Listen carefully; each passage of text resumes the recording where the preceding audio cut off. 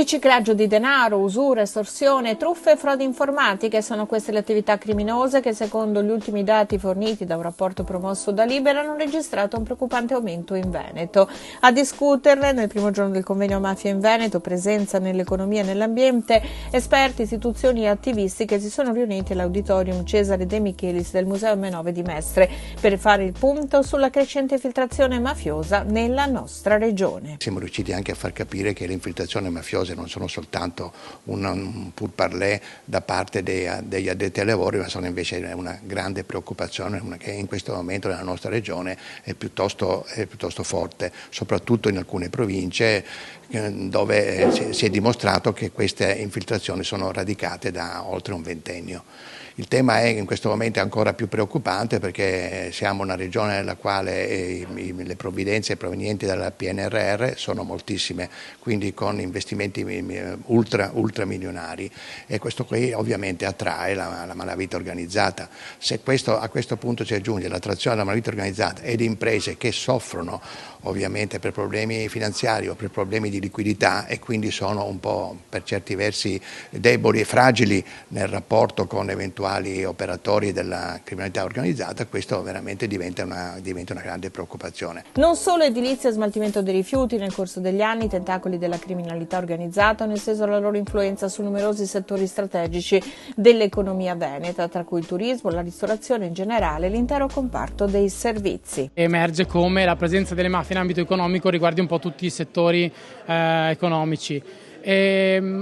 Utilizzano sia le capacità di corruzione, sia il molto denaro e sia la possibilità di offrire servizi a una parte del tessuto economico e sociale che già è dedito a pratiche illegali e che ha l'ardire di provare a realizzare degli accordi con soggetti criminalmente più strutturati come anche le mafie. Per contrastare la presenza delle mafie risulta fondamentale il lavoro sinergico tra istituzioni e forze dell'ordine. Noi come sistema camerale ovviamente innanzitutto partecipiamo a quella che è la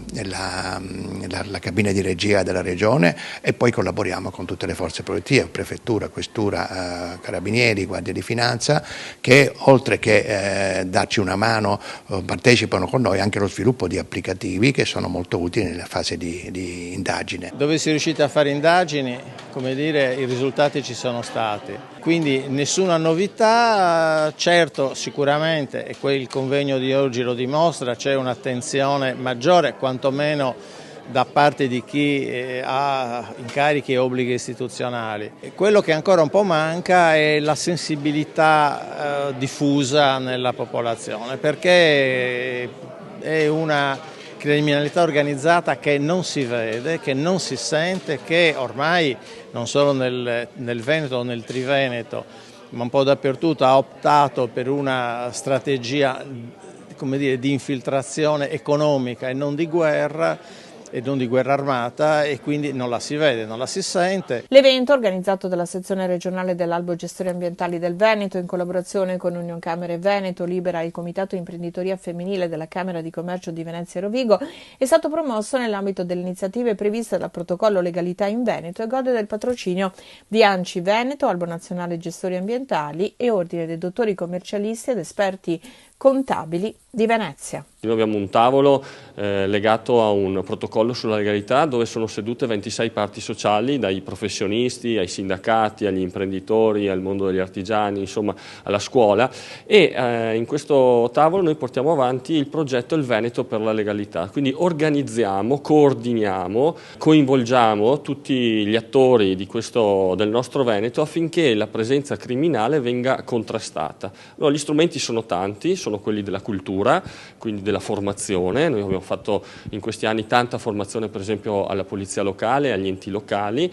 ma sono anche quello del capire il fenomeno mafioso come si introduce nel nostro sistema economico, e quindi la collaborazione con l'università, l'analisi dei dati e la collaborazione anche con Unioncamere, che ha un patrimonio di dati incredibile, avendo il registro delle imprese, quindi i bilanci e tutte le situazioni, in maniera tale da capire se ci sono degli indici di anomalia o delle situazioni insomma di pericolo sulle quali poi intervenire e contrastare e verificare il fenomeno.